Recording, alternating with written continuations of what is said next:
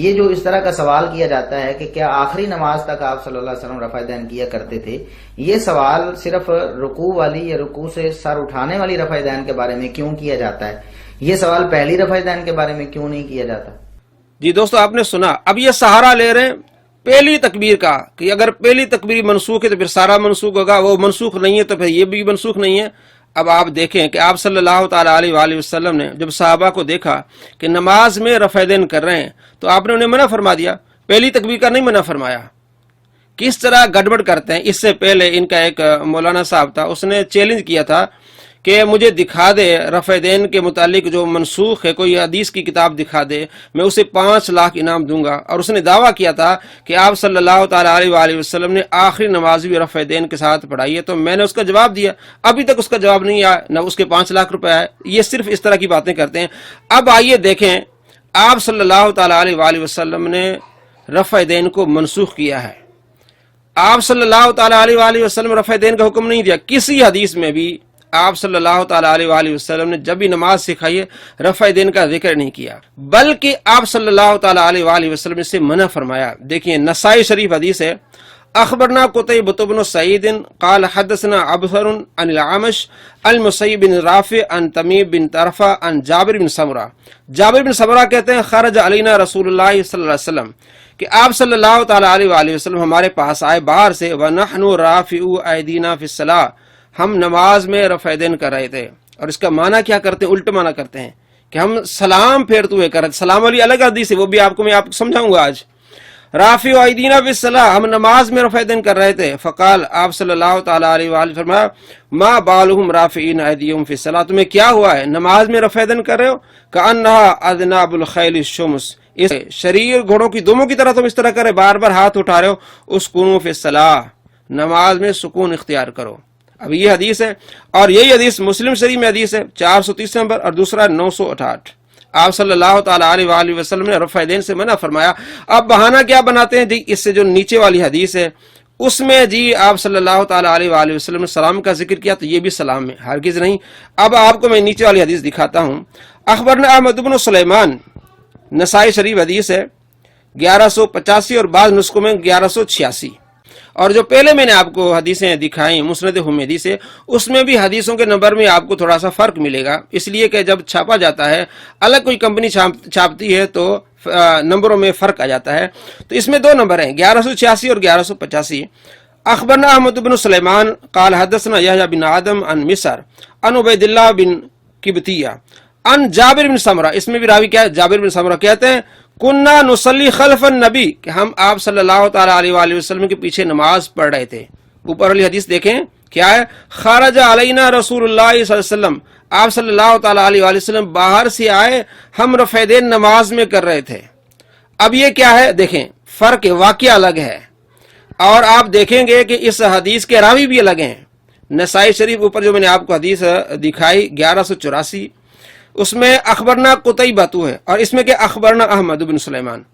سندوں میں بھی فرق ہے اور واقع میں بھی فرق ہے، پوری سند آپ دیکھیں گے مختلف ہے۔ اخبرنا قتیبۃ بن سعید حدثنا ابصر عن العامش، اور یہاں دیکھیں گے اخبرنا احمد بن سلیمان قال حدثنا یحییٰ بن آدم عن مصر عن عبید اللہ۔ آپ کو پوری سند میں فرق ملے گا، سند بھی مختلف ہے اور واقعہ بھی مختلف ہے۔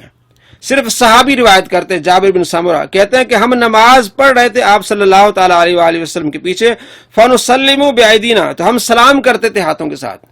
اب وہاں نماز میں ہم رفع دین کر رہے تھے، اب یہ کیا سلام کر رہے تھے ہم اپنے ہاتھوں کے ساتھ۔ فقال، آپ صلی اللہ تعالیٰ علیہ وآلہ وسلم فرمایا، ما بال ہؤلاء یسلمون بأیدیہم، تمہیں کیا ہوا ہے تم اپنے ہاتھوں کے ساتھ سلام کرتے ہو؟ اور اوپر والی حدیث میں کیا ہے؟ ہم رفع دین کر رہے تھے، آپ نے فرمایا ما بالهم رافعین ایدیہم فی الصلاۃ، تم رفع دین کیوں کر رہے ہو؟ فرق ہے، دیکھیے سوچیے آپ۔ کأنَّ اذناب خیل شمس، اس طرح تمہارے ہاتھ اٹھ رہے ہیں جیسے شریر گھوڑوں کی دم ہے۔ اما یکفی احدم ان یدعو علی فخذی، اتنا کافی نہیں کہ آپ اپنے ہاتھ رانوں پر رکھو اور یوں کہو السلام علیکم السلام علیکم۔ اور یہی حدیث مسلم میں بھی ہے۔ اب آپ فرق دیکھیں، پہلی حدیث میں کیا ہے کہ آپ صلی اللہ تعالیٰ علیہ وآلہ وسلم باہر سے آتے ہیں، صحابہ کرام علیہ رضوان نماز میں رفع دین کر رہے ہیں، اور یہاں کیا ہے کہ ہم سلام پھیرتے ہوئے ہاتھ اٹھا رہے ہیں۔ حدیث میں فرق، واقع میں فرق، راویوں میں فرق۔ اب دوسرا بہانہ بناتے ہیں جی باب السلام، یہ سلام کے باب میں حدیث آئی ہے۔ بھائی آپ نے حدیث کو دیکھنا ہے. آپ کے امام نسائی کے مقلد ہیں, امام صاحب نسائی کچھ بھی لکھ لیں اپنی طرف سے, حدیث کو دیکھیں آپ. حدیث میں آپ صلی اللہ تعالی علیہ وآلہ وسلم نے رفع دین کو منسوخ کیا. آپ کیا امام نسائی کے مقلد ہیں؟ آپ تو کہتے ہیں کہ حدیث آ جائے تو ہم کسی امام کو نہیں مانیں گے. اب یہاں باب کو مان رہے ہو. اور امام نووی رحمۃ اللہ علیہ کیا فرماتے ہیں؟ کہتے ہیں جب کوئی محدث باب باندھتا ہے اس کے الٹ دوسرا آگے باب باندھے تو مطلب یہ کہ پہلے باب میں جو حدیثیں بیان کی وہ منسوخ ہو چکی ہیں. اب میں آپ کو بتاتا ہوں, امام نسائی نے پہلے باب باندھا تھا کہ رفع دین کرنا, اور اس کے بعد باب باندھا ہے کہ ترک رفع دین. تو اس باب کے لحاظ سے امام نووی کا قانون ہے شرح سے مسلم میں کہ دوسرا باب جو ہے وہ ناسخ ہو جائے گا, پہلے بابوں کا منسوخ ہو جائے گا, ان میں جتنی حدیثیں منسوخ ہو جائیں گی. اور اسی طرح آپ ترمذی میں آ جائیں, امام ترمذی نے رفع دین کا باب باندھا ہے, اس کے بعد باب باندھا ہے کہ ترک رفع دین. امام نسائی, امام ترمذی اور کثیر تعداد محدثین یہی باب باندھا ہے. اگر باب پر آئیں گے نا تو آپ پھنسیں گے اور آپ ہاریں گے, بلکہ نبی پاک صلی اللہ تعالی علیہ وآلہ وسلم کی آپ مخالفت کر رہے ہیں. آپ صلی اللہ تعالی علیہ وآلہ وسلم ارشاد فرما رہے ہیں کہ رفع دین نہ کرو, اور یہ بہانے بنا کے رفع دین بھی کر رہے ہیں, اور مسلمانوں کو کہہ رہے ہیں کہ ان کی نماز خلاف سنت ہے. اور آگے ایک سوال کرتے ہیں جی کہ یہاں تو رفع دین منسوخ ہو گیا, تو عیدوں پر جو آپ رفع دین کرتے ہیں اور وطر میں جو آپ رفع دین کرتے ہیں, بھی کون سا رفع دین منسوخ ہے؟ دیکھیں آپ, رکوع سے جاتے ہوئے اور رکوع سے اٹھتے ہوئے. تو عید پر جو ہم رفع دین کرتے ہیں رکوع کے لیے کرتے ہیں, ذرا غور کریں, رکوع سے اٹھتے ہوئے کرتے ہیں؟ نہیں. اللہ اکبر کہہ کے ثنا پڑھ کے رفع دین کرتے ہیں, تو رکوع سے جاتے ہوئے بات ہی نہیں. اور دوسری رکعت میں بھی رفع دین کر کے اس کے بعد رکوع کی طرف جاتے ہیں, تو وہ جو تکبیریں ہوتے پڑھتے ہیں, اور یہ جو رفع دین کر رہے ہیں اس رفع دین کے لیے کوئی تکبیر نہیں ہے.